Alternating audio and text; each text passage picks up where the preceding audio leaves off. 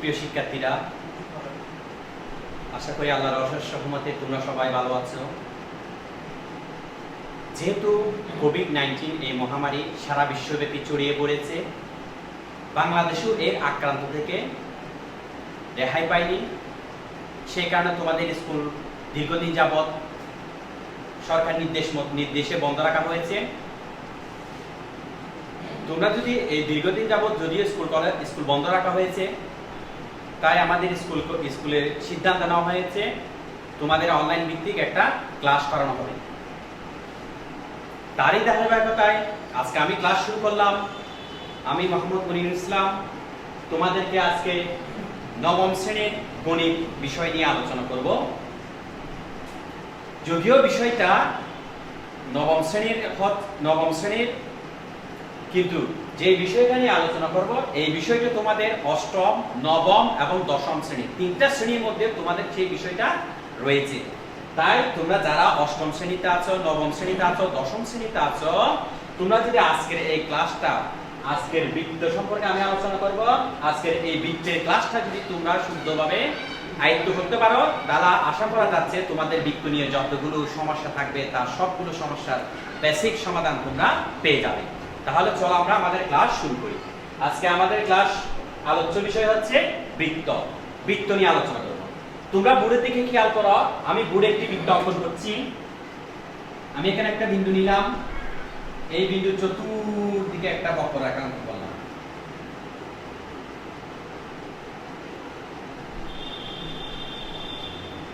তাহলে এটি একটি বৃত্তের রূপ ধারণ করলো।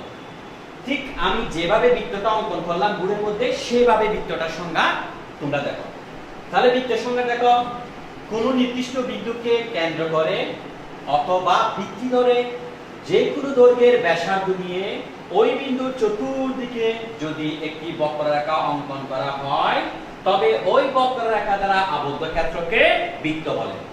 তাহলে দেখো, এই বিন্দুটাকে কেন্দ্র করছি, এই বিন্দুকে কেন্দ্র করে একটি নির্দিষ্ট দৈর্ঘ্যের ব্যাসার্ধ নিয়ে ওই বিন্দুর চতুর্দিকে একটি বক্র অঙ্কন করা হয়েছে, তাহলে ওই বক্ররেখা দ্বারা আবদ্ধ ক্ষেত্র বা জায়গাটাকে আমরা বৃত্ত বলতে পারি।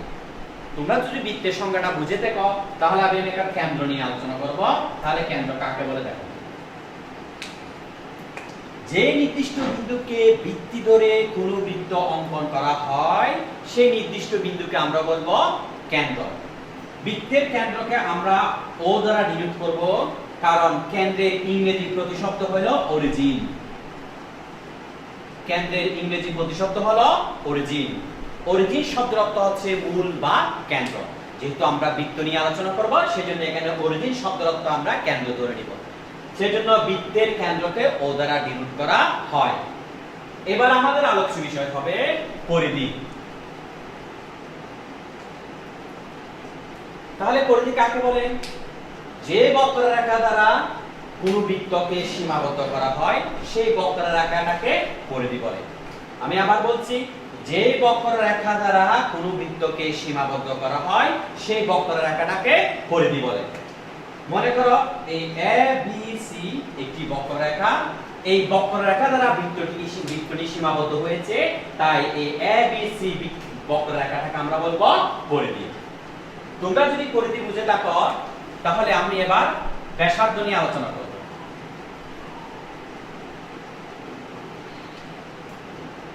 দেখো, এই কেন্দ্র থেকে পরিধি পর্যন্ত আমি একটা দূরত্ব অঙ্কন করলাম। এই কেন্দ্র থেকে পরিধি পর্যন্ত এই দূরত্বটাকে আমরা ব্যাসার্ধ বলব। ব্যাসার্ধ ইংলিশ হচ্ছে রেডিয়াস। সেজন্য ব্যাসার্ধকে আমরা স্মল আর অথবা ক্ষেত্র বিশেষে আমরা ক্যাপিটাল আর দ্বারা প্রকাশ করতে পারি। তাহলে ব্যাসার্ধ সংজ্ঞাটা কিরকম দাঁড়ালো? বৃত্তের কেন্দ্র থেকে পরিধি পর্যন্ত দূরত্বকে ব্যাসার্ধ বলে, আর ব্যাসার্ধকে আর দ্বারা ডিনোট করা হয়। তোমরা যদি ব্যাসার্ধটা বুঝে থাকো, তাহলে এবার আমরা বৃত্তের ক্ষেত্রফল নিয়ে আলোচনা করব। বৃত্তের ব্যাসার্ধ যদি আর হয়ে থাকে, তাহলে বৃত্তের ক্ষেত্রফল হবে পাই আর স্কয়ার। বৃত্তের ক্ষেত্রফলের সূত্র হবে পাই আর স্কয়ার, এবং বৃত্তের পরিধির সূত্র হবে 2 পাই আর, যেখানে পাইটা একটা ধ্রুব সংখ্যা, কনস্ট্যান্ট, এবং আরটা হচ্ছে ওই বৃত্তের ব্যাসার্ধ। তাহলে আবার বলছি বৃত্তের ক্ষেত্রফল হচ্ছে পাই আর স্কয়ার আর বৃত্তের পরিধি হচ্ছে 2 পাই আর। বৃত্তের ক্ষেত্রফল যে পাই আর স্কয়ার হয় সেটা আমরা বিভিন্ন পদ্ধতিতে প্রমাণ করতে পারি বা দেখাতে পারি।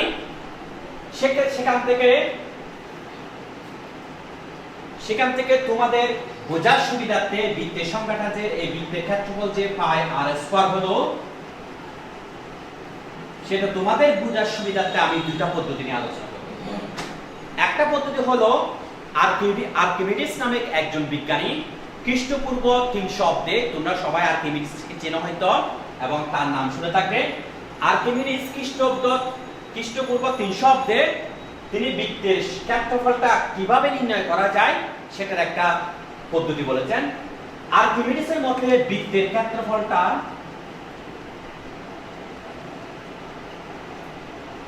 একটি ত্রিভুজ ক্ষেত্রের ক্ষেত্রফলের সমান। তাহলে আমরা লিখতে পারি বৃত্তের ক্ষেত্রফল একটি ত্রিভুজের ক্ষেত্রফল। তোমরা জানো ত্রিভুজের ক্ষেত্রফল হচ্ছে হাফ ইনটু ভূমি ইনটু উচ্চতা। আর্কিমিডিস বলেছেন বৃত্তের ক্ষেত্রফল হবে এমন একটি ত্রিভুজ ক্ষেত্রের ক্ষেত্রফলের সমান যার গুণ হবে ওই বৃত্তের পরিধি এবং উচ্চতা হবে ওই বৃত্তের ব্যাসার্ধের সমান। তাহলে আমি যদি এখন ভূমির জায়গায় বৃত্তের পরিধি লিখি, তোমরা দেখো আমরা একটু আগে লিখেছিলাম বৃত্তের পরিধি হলো 2 পাই আর। তাহলে আমি বৃত্তের পরিধি 2 পাই আরটা লিখলাম আর বৃত্তের ব্যাসার্ধ হচ্ছে আর। তাহলে এই জিনিসটাকে যদি আমরা ক্যালকুলেশন করি তাহলে কি দাঁড়ায়, যদি 2 চলে যায় তাহলে গুণ করার পর হবে পাই আর স্কয়ার। তাহলে তোমরা দেখতে পাচ্ছ আর্কিমিডিসের মধ্যে বৃত্তের ক্ষেত্রফল পাই আর স্কয়ার। এইবার আমি আরেকটা পদ্ধতি নিয়ে আলোচনা করব। তার আগে আমি এটা মুছে দিচ্ছি।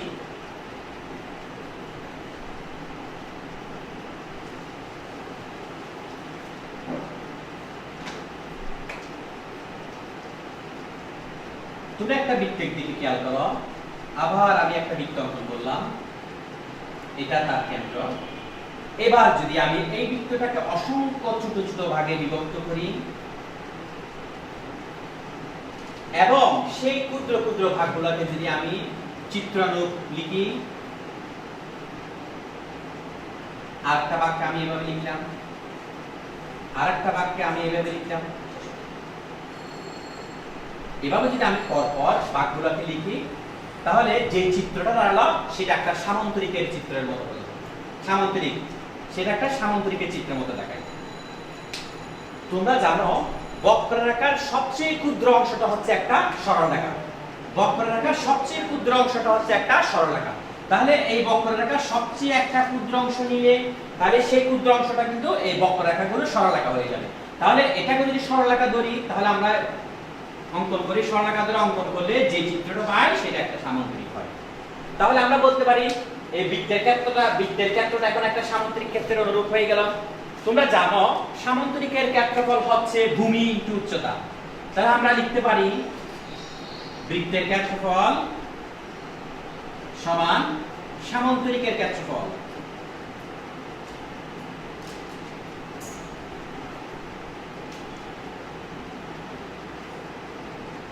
আর সামান্তরিকের ক্ষেত্রফল হলো ভূমি ইনটু উচ্চতা। দেখো নিচের অংশটা হচ্ছে বৃত্তের অর্ধেক অংশ আর উপরের অংশটা হচ্ছে বৃত্তের অর্ধেক অংশ। আমরা জানি বৃত্তের পরিধি সম্পূর্ণ দৈর্ঘ্য হলো 2 পাই আর। সম্পূর্ণ দৈর্ঘ্য যদি 2 পাই আর হয়ে থাকে তাহলে আমি অর্ধেক দৈর্ঘ্যকে 2 দ্বারা ভাগ করলে আমি অর্ধেক দৈর্ঘ্য পাবো। তাহলে অর্ধেক দৈর্ঘ্য দাঁড়ায় পাই আর। তাহলে এই অর্ধেক দৈর্ঘ্য যদি পাই আর হয় উপরের অর্ধেক দৈর্ঘ্য হবে পাই আর। তাহলে আমি এই সামান্তরিকের ভূমিটা হবে পাই আর। দেখো তো এই কেন্দ্র থেকে যদি এটার উপর একটা লম্ব টানি, পরিধির উপর একটা লম্ব টানি, এই কেন্দ্র থেকে পরিধি পর্যন্ত দূরত্বকে আমরা ব্যাসার্ধ বলেছিলাম। তাহলে এটা হলো বৃত্তের ব্যাসার্ধ আর। তাহলে এই সামান্তরিকের উচ্চতা হলো বৃত্তের ব্যাসার্ধ আর। তাহলে ক্ষেত্রফলটা কি দাঁড়ালো ভূমি পাই আর আর উচ্চতা হলো আর। তাহলে গুণ করে দাও পাই আর স্কয়ার। তাহলে এভাবে আমরা বৃত্তের ক্ষেত্রফল যে পাই আর স্কয়ার হয় সেটা আমরা প্রমাণ করতে পারি। তোমরা যদি এই দুই পদ্ধতিতে বৃত্তের ক্ষেত্রফল যদি বুঝে থাকো তাহলে আমরা এর পরবর্তী আলোচনায় যাচ্ছি।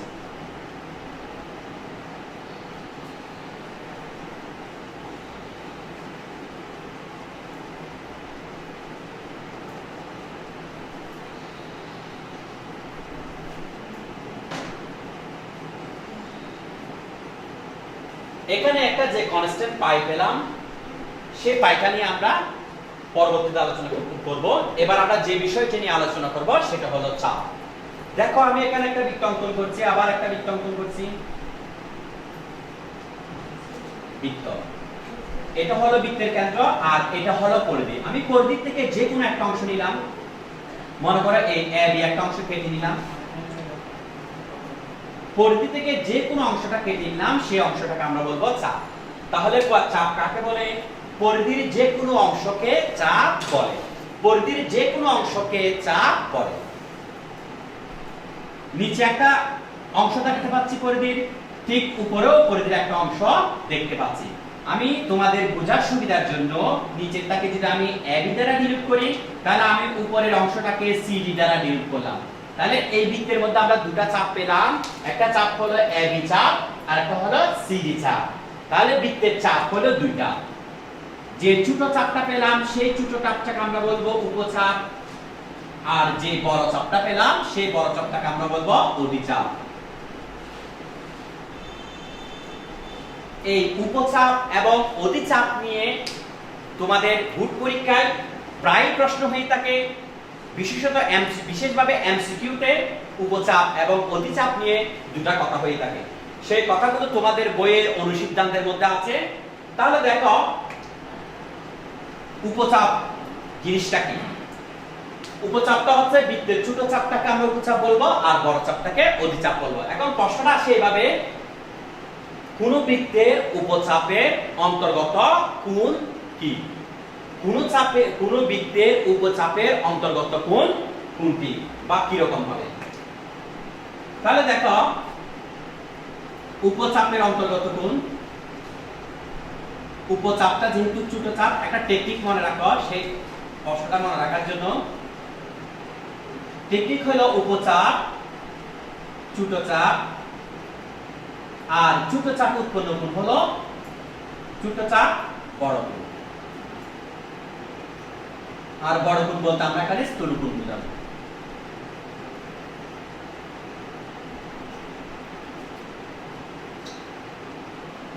অধিচাপ,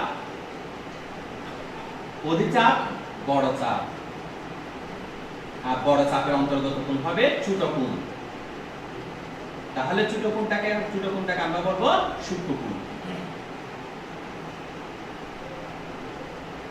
তাহলে তোমরা যদি এই টেকনিকটা মনে রাখতে পারো তাহলে এই চাপ নিয়ে যে প্রশ্নটা হবে সেই প্রশ্নটার মধ্যে তোমাদের আর কোনো সমস্যা করতে হবে না।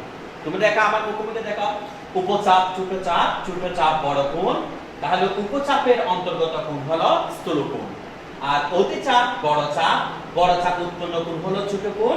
তাহলে অধিচাপে উৎপন্ন কোণকে আমরা বলবো সূক্ষ্ম কোণ। তোমরা যদি চাপ বুঝে থাকো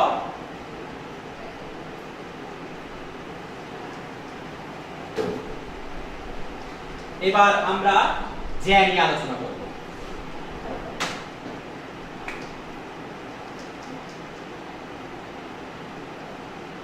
এটা যদি বৃত্ত হয়ে থাকে, এই বৃত্তের পরিধির উপর আমি একটা বিন্দু নিলাম এ আর একটা বিন্দু নিলাম বি। এই পরিধির দুটা বিন্দুকে আমি একটি সরল রেখা দ্বারা সংযুক্ত করলাম, তখন এই রেখা থেকে আমরা বলবো জ্যা। তাহলে জ্যা কাকে বলে আমরা বলতে পারি? পরিধির উপরস্থ যে কোনো দুটি বিন্দুর সংযোজক সরলরেখাকে জ্যা বলে। পরিধির উপরস্থ যে কোনো দুটি বিন্দুর সংযোজক সরলরেখাকে জ্যা বলে। তোমরা একটা জিনিস মনে রাখবা, একটি বৃত্তের মধ্যে অসংখ্য জ্যা অঙ্কন করা যায়। আমি যদি এই দিকে একটা সরলরেখা অঙ্কন করি, দুইটা বিন্দুর সংযোজক সরলরেখা, তাহলে এটা একটা জ্যা হতে পারে। এই দিকে যদি একটা সরলরেখা অঙ্কন করি তাহলে এটাও একটা জ্যা। তাহলে আমরা কি বুঝলাম? আমরা বুঝলাম একটি বৃত্তের মধ্যে অসংখ্য জ্যা অঙ্কন করা যায়। এবার এই জ্যা থেকে আমরা দুইটা কথা বলতে পারি। কথা হচ্ছে যেটা কিন্তু একটা সরলরেখা। তাহলে এই সরলরেখাটা বৃত্তকে কয়টা বিন্দু ছেদ করতে পারে? দুইটা বিন্দু ছেদ করতে পারে। এই কথাটাও তোমাদের বুট পরীক্ষার প্রশ্নে আসে। একটি সরলরেখা একটি বৃত্তকে দুইয়ের অধিক বিন্দুতে ছেদ করতে পারে না। দেখো এই এ যদি সরলরেখা হয়ে থাকে তাহলে এটা বৃত্তটাকে এ বিন্দু এবং বি বিন্দু দুইটি মাত্র বিন্দুর মধ্যে ছেদ করেছে। তাহলে একটি সরলরেখা বৃত্তকে দুইয়ের অধিক বিন্দুতে ছেদ করতে পারে না। এবার এখান থেকে আরেকটা নবৃত্তিক আসবে। সেই নবৃত্তিকটা হচ্ছে এই যে মধ্যবিন্দু যদি হয়, একটা মধ্যবিন্দু যদি অঙ্কন করি তাহলে এটাকে আমরা বলবো এটার উপর একটা মধ্যবিন্দুর উপর একটা লম্ব অঙ্কন করি, তাহলে লম্ব সমদ্বিখণ্ডক। তাহলে কোন যে এর লম্ব সমদ্বিখণ্ডক সরলরেখাটা কি দিয়ে গেছে? এই কেন্দ্র দিয়ে গেছে। এইটাই হচ্ছে প্রশ্ন। কোন যে এর বৃত্তের কোন যে এর লম্ব সমদ্বিখণ্ডক হবে কেন্দ্রগামী। বৃত্তের কোন যে এর লম্ব সমদ্বিখণ্ডক হবে কেন্দ্রগামী। আরেকটা কথা, বৃত্তের যে বৃত্তকে দুটি চাপে বিভক্ত করে। তোমরা চিত্রে দেখে খেয়াল করো, এই এ বি যেটা দ্বারা বৃত্তটা দুটি চাপে বিভক্ত হলো, বৃত্তের পরিধিটা দুটি চাপে বিভক্ত হলো। এই এর উপর থেকে একটা চাপ, এর নিচে থেকে একটা চাপ। তাহলে আমরা বলতে পারি বৃত্তের পরিধিকে দুটি চাপে বিভক্ত করে। তোমরা যদি যেটা বুঝে থাকো, এবার আমরা ব্যাস নিয়ে আলোচনা করব। দেখো তো, আমি এখানে একটা যে অঙ্কন করব, যেটা বৃত্তের কেন্দ্র দিয়ে যাবে। সিডি একটা যে অঙ্কন করলাম, এই সিডি যেটা কিন্তু বৃত্তের কেন্দ্র দিয়ে গিয়েছে। যেহেতু এই সিডি যেটা বৃত্তের কেন্দ্র দিয়ে গিয়েছে, সেই জন্য এই সিডি যেটাকে আমরা আরেকটা নামে বলতে পারি। এই সিডি যেটাকে তখন আমরা বলবো ব্যাস। তাহলে এটাকে আমরা যে বলতে পারবো, আর এটাকে যেও বলতে পারবো, আবার আমরা অথবা ব্যাসও বলতে পারবো। তাহলে ব্যাসের সংজ্ঞাটা কি রূপ দাঁড়ায়? বৃত্তের কেন্দ্রগামী যেই হলো ব্যাস। যেটা বৃত্তের কেন্দ্রে দিয়ে যাবে সেই যেটাকে আমরা আরেকটা নাম রাখতে পারি, সেই যেটাকে আমরা বলতে পারি ব্যাস। তাহলে দেখো, এটাও যে তোমরা খেয়াল করে দেখো তো কোন যেটা সবচেয়ে বড়? অবশ্যই সিডি যেটা সবচেয়ে বড়। তাহলে তোমরা একটা কথা মনে রাখবা, বৃত্তের ব্যাস হবে বৃহত্তম যে। বৃত্তের ব্যাসটাও একটা যে, এটাও একটা যে। তবে যেটা বৃত্তের ব্যাস হবে সেই যেটা হবে সবচেয়ে বৃহত্তর যে। তাহলে বৃত্তের ব্যাস হবে সবচেয়ে বৃহত্তর যে। এই কথাটা আমরা উপপাদ্যের মাধ্যমে প্রমাণ করব। অষ্টম শ্রেণীর মধ্যে উপপাদ্যটা আছে বৃত্তের ব্যাসই বৃহত্তম যে, প্রমাণ করে দেয়। আর নবম দশম শ্রেণীর মধ্যে সেম উপপাদ্যটা আছে বৃত্তের ব্যাসই বৃহত্তম যে, এবং এই কথাটা তোমাদের এমসিকিউর মধ্যেও আসে। তাহলে দেখো, আমরা ব্যাসার্ধের সংজ্ঞা থেকে পড়েছিলাম কেন্দ্র থেকে পরিধি পর্যন্ত দূরত্বকে ব্যাসার্ধ বলে। তাহলে এটা একটা ব্যাসার্ধ। এই কেন্দ্র থেকে পরিধি পর্যন্ত দূরত্বকে ব্যাসার্ধ বলে, তাহলে এটা একটা ব্যাসার্ধ। তাহলে ব্যাসটা ব্যাসার্ধের দ্বিগুণ হলো। তাহলে আমরা কি বলতে পারি না, ব্যাসটা ব্যাসার্ধের দ্বিগুণ? ব্যাস ব্যাসার্ধের দ্বিগুণ। ব্যাস ইংরেজি হচ্ছে ডায়ামিটার। সেই জন্য ব্যাসকে আমরা ডি দ্বারা, স্মল ডি অথবা ক্যাপিটাল ডি দ্বারা প্রকাশ করতে পারি, ক্ষেত্র বিশেষ। তাহলে ব্যাস যদি আমরা ডি দ্বারা প্রকাশ করি, তাহলে ব্যাস হলো ব্যাসার্ধের দ্বিগুণ। আর এখান থেকে আমরা লিখতে পারি ব্যাসার্ধটা হলো ব্যাসের অর্ধেক। তাহলে ব্যাস হলো ব্যাসার্ধের দ্বিগুণ আর ব্যাসার্ধটা ব্যাসের অর্ধেক। ব্যাস নিয়ে একটা কথা মনে রাখবা, বৃত্তের ব্যাস বৃত্তকে দুটি অর্ধবৃত্তে বিভক্ত করে। বৃত্তের ব্যাস বৃত্তকে দুটি অর্ধবৃত্তে বিভক্ত করে।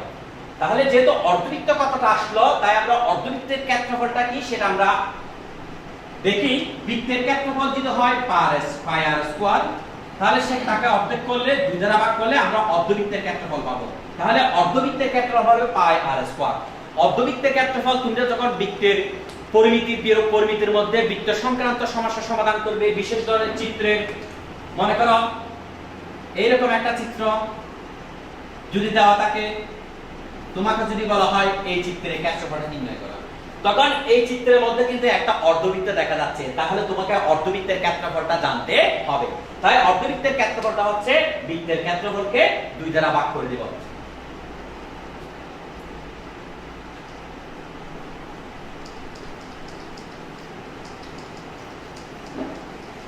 এইবার আমরা বৃত্তের ক্ষেত্রফল বৃত্তের পরিধি সূত্র লিখতে গিয়ে আমরা একটা কনস্ট্যান্ট বা ধ্রুবক ব্যবহার করেছি, সেই ধ্রুবকটা হচ্ছে পাই। এখন আমরা সেই পাইটা কি সেটা নিয়ে আলোচনা করব। পাইটা কি বা পাই কাকে বলে? যদি তোমরা বৃত্তের পরিধিকে বৃত্তের ব্যাস দ্বারা ভাগ করো, বৃত্তের পরিধি এবং ব্যাস ভাগ করলাম, তাহলে কি দাঁড়ায়? বৃত্তের পরিধি হলো 2 পাই আর, লিখলাম 2 পাই আর, বৃত্তের ব্যাসকে আমরা লিখছিলাম 2r। তাহলে যদি এই 2 2 এবং r r চলে যায় তাহলে আমরা দিলাম শুধু পাই। তাহলে পাই কাকে বলে? বৃত্তের পরিধি এবং ব্যাসের অনুপাতকে পাই বলে। এই পাই নিয়ে তোমাদের একটা বুক পরীক্ষায় এমসিকিউ প্রশ্ন আসে। সেই প্রশ্নটা হলো এরকম, বৃত্তের পরিধি এবং ব্যাসের অনুপাত কত? যেহেতু অনুপাত কথা বলা হয়েছে, এখানে যদি হর না থাকে তাহলে হর না থাকে মনে মনে আমরা হর 1 কে ধরে নিই। তাহলে দেখো এটাকে যদি আমি অনুপাত আকারে লিখি তাহলে দাঁড়ায় π/1। তাহলে বৃত্তের পরিধি এবং ব্যাসের অনুপাত হচ্ছে π/1। এই কথাটা মনে রাখবা যেহেতু এটা বুক পরীক্ষায় আসে। পাই নিয়ে আরো অনেক কিছু কথা আছে, যেমন এই যে পায়ের মান আছে, পায়ের মান দেখো ভারতীয় গণিতবিদ আর্যভট্ট অনেক চেষ্টা করার পর পায়ের তিনি একটা নির্দিষ্ট মানকে স্বীকৃতি দিয়েছেন। সেই মানটা হচ্ছে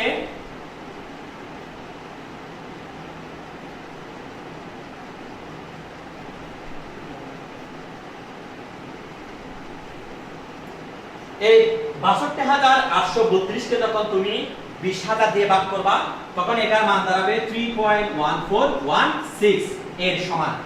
3.1416 এর সমান। এখানে আরো অসংখ্য মান আসবে,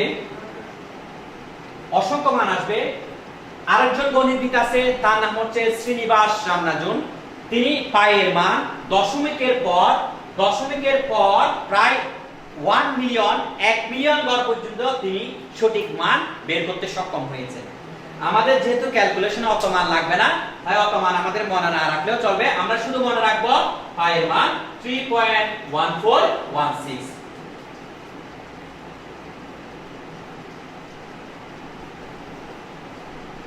পায়ের আরেকটা ভগ্নাংশ মান আছে, ভগ্নাংশ মান হচ্ছে 22/7। তুমি একটা বৃত্তের পরিধি যতগুলো বৃত্ত অঙ্কন করো না কেন, ওই বৃত্তের পরিধিকে যদি ওই বৃত্তের ব্যাস দ্বারা ভাগ করো তাহলে সর্বনিম্ন যে ভগ্নাংশটা পাবে সেই ক্ষুদ্র ভগ্নাংশ হচ্ছে 22/7। তোমরা যখন হায়ার ম্যাথের অঙ্ক করবা তখন পায়ের মান আমরা পায়ের একটা ডিগ্রি মান ধরে নিব, পায়ের ডিগ্রি মানটাকে আমরা বলবো 180 ডিগ্রি। তখন তোমরা পাইটাকে রেডিয়ান হিসেবে ধরে নাও। তাহলে পায়ের তিনটা মান আমরা পেলাম, একটা পায়ের মান পেলাম 3.1416, আরটা পায়ের ভগ্নাংশ মান পেলাম 22/7 এবং পায়ের ডিগ্রি মান পেলাম 180 ডিগ্রি।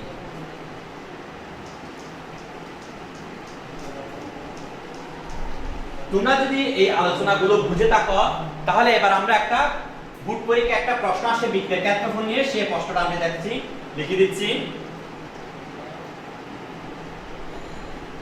বৃত্তের ব্যাসার্ধ দ্বিগুণ করলে এর ক্ষেত্রফল কত গুণ বৃদ্ধি পাবে?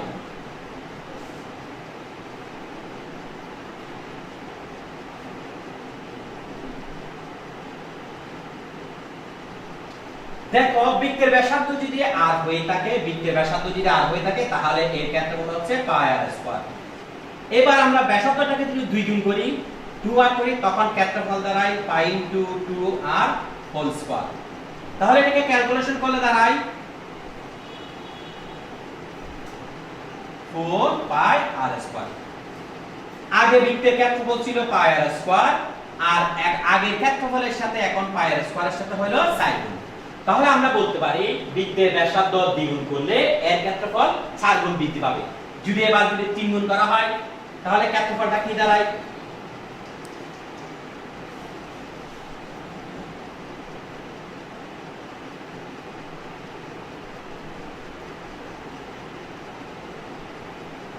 তাহলে বৃত্তের ক্ষেত্রফলকে যদি আমরা 3 গুণ বৃদ্ধি করি তাহলে এর ক্ষেত্রফল 9 গুণ বৃদ্ধি পাবে। তাহলে তোমরা একটা টেকনিক্যালি মনে রাখবা, ব্যাসার্ধকে যত গুণ বৃদ্ধি করা হয় ক্ষেত্রফলটা এর বর্গ আকারে বৃদ্ধি পাবে। যদি দ্বিগুণ বৃদ্ধি করা হয় তাহলে 2 দ্বিগুণে 4 গুণ বৃদ্ধি পাবে, যদি 3 গুণ বৃদ্ধি করা হয় তাহলে 3 3 9 গুণ বৃদ্ধি পাবে। এভাবে ক্ষেত্রফলটা তার বর্গ আকারে বৃদ্ধি পাবে। তাহলে আমাদের আলোচনা এখানের মধ্যে সীমাবদ্ধ রাখবো।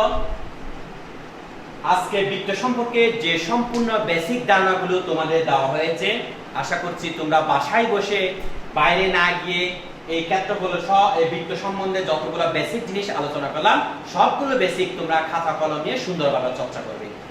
এই বিষয়গুলো তোমাদের যে কোনো বৃত্তের উপপাদ্য প্রমাণ করতে গেলে, যে কোনো বৃত্ত সম্পর্কে তুমি অঙ্ক করতে গেলে, পরিমিতির অঙ্ক করতে গেলে, জ্যামিতির অঙ্ক করতে গেলে এইখানে যে বেসিক কথাবার্তাগুলো বলা হয়েছে সবগুলো কথাবার্তা তোমাকে প্রয়োগ করতে হবে।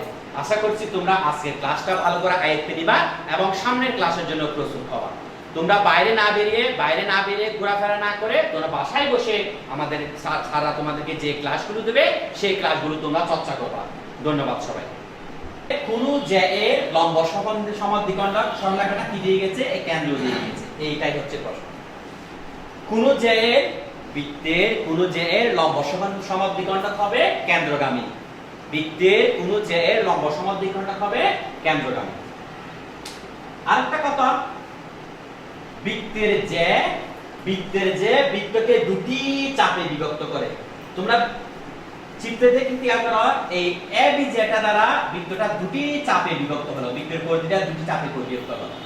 এই এর উপর থেকে একটা চাপ, এর নিচে থেকে একটা চাপ। তাহলে আমরা বলতে পারি বৃত্তের যে বৃত্তের পরিধিকে দুটি চাপে বিভক্ত করে। তোমরা যদি যেটা বুঝে থাকো, এবার আমরা ব্যাস নিয়ে আলোচনা করব। দেখো তো, আমি এখানে একটা যে অঙ্কন করব, যে যেটা বৃত্তের কেন্দ্র দিয়ে যাবে। সিডি একটা যে অঙ্কন করলাম, এই সিডি যেটা কিন্তু বৃত্তের কেন্দ্র দিয়ে গিয়েছে। যেহেতু এই সিডি যেটা বৃত্তের কেন্দ্র দিয়ে গিয়েছে, সেই জন্য এই সিডি যেটাকে আমরা আরেকটা নামে বলতে পারি। এই সিডি যেটাকে তখন আমরা বলবো ব্যাস। তাহলে এটাকে আমরা যে বলতে পারবো, আর এটাকে যেও বলতে পারবো, আবার আমরা অথবা ব্যাসও বলতে পারবো। তাহলে ব্যাসের সংজ্ঞাটা কি রূপ দাঁড়ায়? বৃত্তের কেন্দ্রগামী যেই হলো ব্যাস। যে যেটা বৃত্তের কেন্দ্রে দিয়ে যাবে সেই যেটাকে আমরা আরেকটা নাম রাখতে পারি, সেই যেটাকে আমরা বলতে পারি ব্যাস। তাহলে দেখো, এটাও যে তোমরা খেয়াল করে দেখো তো কোন যেটা সবচেয়ে বড়? অবশ্যই সিডি যেটা সবচেয়ে বড়। তাহলে তোমরা একটা কথা মনে রাখবা, বৃত্তের ব্যাস হবে বৃহত্তম যে। বৃত্তের ব্যাসটাও একটা যে, এটাও একটা যে। তবে যে যেটা বৃত্তের ব্যাস হবে সেই যেটা হবে সবচেয়ে বৃহত্তর যে। তাহলে বৃত্তের ব্যাস হবে সবচেয়ে বৃহত্তর যে। এই কথাটা আমরা উপপাদ্যের মাধ্যমে প্রমাণ করব। অষ্টম শ্রেণীর মধ্যে উপপাদ্যটা আছে বৃত্তের ব্যাসই বৃহত্তম যে, প্রমাণ করে দেয়। আর নবম দশম শ্রেণীর মধ্যে সেম উপপাদ্যটা আছে বৃত্তের ব্যাসই বৃহত্তম যে, এবং এই কথাটা তোমাদের এমসিকিউর মধ্যেও আসে। তাহলে দেখো, আমরা ব্যাসার্ধের সংজ্ঞা থেকে বলেছিলাম কেন্দ্র থেকে পরিধি পর্যন্ত দূরত্বকে ব্যাসার্ধ বলে, তাহলে এটা একটা ব্যাসার্ধ। এই কেন্দ্র থেকে পরিধি পর্যন্ত দূরত্বকে ব্যাসার্ধ বলে, তাহলে এটা একটা ব্যাসার্ধ। তাহলে ব্যাসটা ব্যাসার্ধের দ্বিগুণ হলো। তাহলে আমরা কি বলতে পারি না, ব্যাসটা ব্যাসার্ধের দ্বিগুণ? ব্যাস ব্যাসার্ধের দ্বিগুণ। ব্যাস ইংরেজি হচ্ছে ডায়ামিটার। সেই জন্য ব্যাসকে আমরা ডি দ্বারা, স্মল ডি অথবা ক্যাপিটাল ডি দ্বারা প্রকাশ করতে পারি ক্ষেত্র বিশেষে। তাহলে ব্যাস যদি আমরা ডি দ্বারা প্রকাশ করি, তাহলে ব্যাস হলো ব্যাসার্ধের দ্বিগুণ। আর এখান থেকে আমরা লিখতে পারি ব্যাসার্ধটা হলো ব্যাসের অর্ধেক। তাহলে ব্যাস হলো ব্যাসার্ধের দ্বিগুণ আর ব্যাসার্ধটা ব্যাসের অর্ধেক। ব্যাস নিয়ে আরেকটা কথা মনে রাখবা, বৃত্তের ব্যাস বৃত্তকে দুটি অর্ধবৃত্তে বিভক্ত করে। বৃত্তের ব্যাস বৃত্তকে দুটি অর্ধবৃত্তে বিভক্ত করে। তাহলে যেহেতু অর্ধবৃত্ত কথাটা আসলো, তাই আমরা অর্ধবৃত্তের ক্ষেত্রফলটা কি সেটা আমরা দেখি। বৃত্তের ক্ষেত্রফল যদি হয় পাই আর স্কয়ার, তাহলে সেটাকে অর্ধেক করলে 2 দ্বারা ভাগ করলে আমরা অর্ধবৃত্তের ক্ষেত্রফল পাবো। তাহলে অর্ধবৃত্তের ক্ষেত্রফল হবে পাই আর স্কয়ার। অর্ধবৃত্তের ক্ষেত্রফল তোমরা যখন বৃত্তের পরিমিতির মধ্যে বৃত্ত সংক্রান্ত সমস্যা সমাধান করবে, বিশেষ ধরনের চিত্রের, মনে করো এইরকম একটা চিত্র যদি দেওয়া থাকে, তোমাকে যদি বলা হয় এই চিত্রের ক্ষেত্রফলটা নির্ণয় করো, তখন এই চিত্রের মধ্যে কিন্তু একটা অর্ধবৃত্ত দেখা যাচ্ছে, তাহলে তোমাকে অর্ধবৃত্তের ক্ষেত্রফলটা জানতে হবে। তাই অর্ধবৃত্তের ক্ষেত্রফলটা হচ্ছে বৃত্তের ক্ষেত্রফলকে 2 দ্বারা ভাগ করে দেব।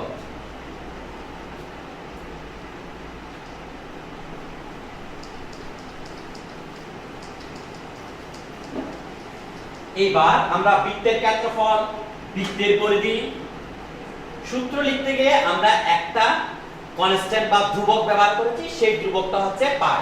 এখন আমরা সেই পাইটা কি সেটা নিয়ে আলোচনা করব। পাইটা কি বা পাই কাকে বলে? যদি তোমরা বৃত্তের পরিধিকে বৃত্তের ব্যাস দ্বারা ভাগ করো, বৃত্তের পরিধি এবং ব্যাস ভাগ করলাম, তাহলে কি দাঁড়ায়? বৃত্তের পরিধি হলো 2 পাই আর, লিখলাম 2 পাই আর, বৃত্তের ব্যাসকে আমরা লিখছিলাম 2r।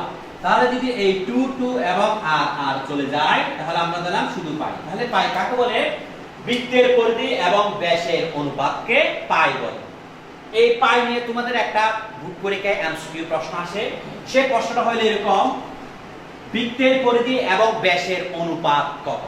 যেহেতু অনুপাত কথা বলা হয়েছে, এখানে যদি হর না থাকে, তাহলে হর না থাকে মনে মনে আমরা হর 1 কে ধরে নিই। তাহলে দেখো, এটাকে যদি আমি অনুপাত আকারে লিখি, তাহলে দাঁড়ায় π/1। তাহলে বৃত্তের পরিধি এবং ব্যাসের অনুপাত হচ্ছে π/1। এই কথাটা মনে রাখবা, যেহেতু এটা বুক পরীক্ষায় আসে। পাই নিয়ে আরো অনেক কিছু কথা আছে, যেমন এই যে পায়ের মান আছে, পায়ের মান দেখো, ভারতীয় গণিতবিদ আর্যভট্ট অনেক চেষ্টা করার পর পায়ের তিনি একটা নির্দিষ্ট মানকে স্বীকৃতি দিয়েছেন। সেই মানটা হচ্ছে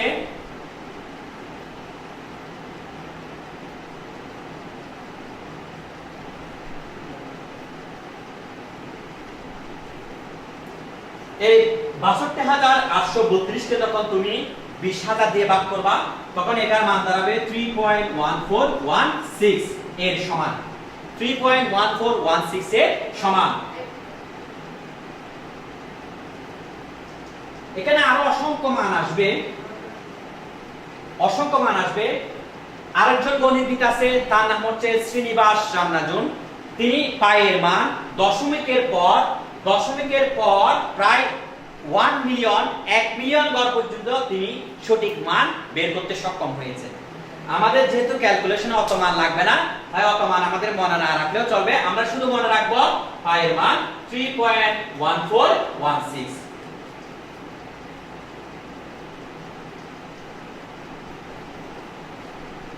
পায়ের আরেকটা ভগ্নাংশ মান আছে, ভগ্নাংশ মান হচ্ছে 22/7। তুমি একটা বৃত্তের পরিধি যতগুলো বৃত্ত অঙ্কন করো না কেন, ওই বৃত্তের পরিধিকে যদি ওই বৃত্তের ব্যাস দ্বারা ভাগ করো, তাহলে সর্বনিম্ন যে ভগ্নাংশটা পাবে সেই ক্ষুদ্র ভগ্নাংশ হচ্ছে 22/7। তোমরা যখন হায়ার ম্যাথ অঙ্ক করবা, তখন পায়ের মান আমরা পায়ের একটা ডিগ্রি মান ধরে নিব। পায়ের ডিগ্রি মানটাকে আমরা বলবো 180 ডিগ্রি। তখন তোমরা পাইটাকে রেডিয়ান হিসেবে ধরে নাও।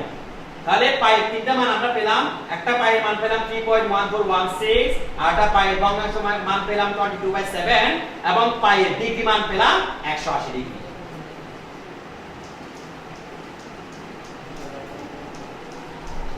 তোমরা যদি এই আলোচনাগুলো বুঝে থাকো, তাহলে এবার আমরা একটা বুট পরীক্ষা একটা প্রশ্ন আসে বৃত্তের ক্ষেত্রফল নিয়ে, সেই প্রশ্নটা আমি দেখছি, লিখে দিচ্ছি। বৃত্তের ব্যাসার্ধ দ্বিগুণ করলে এর ক্ষেত্রফল কত গুণ বৃদ্ধি পাবে?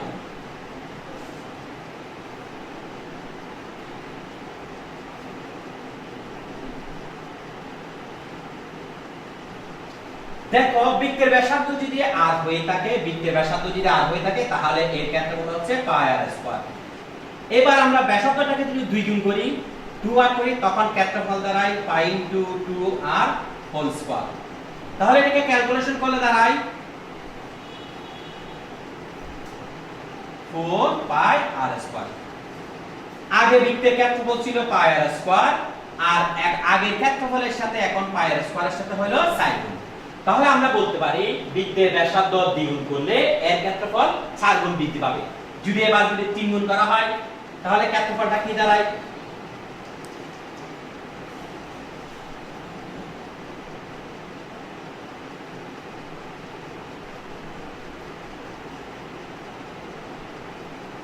তাহলে বৃত্তের ক্ষেত্রফলকে যদি আমরা 3 গুণ বৃদ্ধি করি তাহলে এর ক্ষেত্রফল 9 গুণ বৃদ্ধি পাবে। তাহলে তোমরা একটা টেকনিক্যালি মনে রাখবা, ব্যাসার্ধকে যত গুণ বৃদ্ধি করা হয় ক্ষেত্রফলটা এর বর্গ আকারে বৃদ্ধি পাবে। যদি 2 গুণ বৃদ্ধি করা হয় তাহলে 2 দুগুণে 4 গুণ বৃদ্ধি পাবে। যদি 3 গুণ বৃদ্ধি করা হয় তাহলে 3 3 9 গুণ বৃদ্ধি পাবে। এভাবে ক্ষেত্রফলটা তার বর্গ আকারে বৃদ্ধি পাবে। তাহলে আমাদের আলোচনা এখানের মধ্যে সীমাবদ্ধ রাখবো। আজকে বৃত্ত সম্পর্কে যে সম্পূর্ণ বেসিক ধারণাগুলো তোমাদের দেওয়া হয়েছে, আশা করছি তোমরা বাসায় বসে বাইরে না গিয়ে এই ক্ষেত্রগুলো সহ এই বৃত্ত সম্বন্ধে যতগুলো বেসিক জিনিস আলোচনা করলাম সবগুলো বেসিক তোমরা খাতা কলম নিয়ে সুন্দরভাবে চর্চা করবে।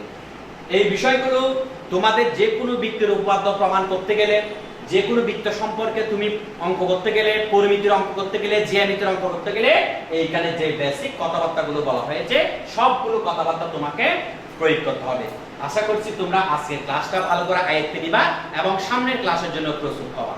তোমরা বাইরে না বেরিয়ে ঘোরাফেরা না করে তোমরা বাসায় বসে আমাদের স্যাররা তোমাদেরকে যে ক্লাসগুলো দেবে সেই ক্লাসগুলো তোমরা চর্চা করবা। ধন্যবাদ সবাই।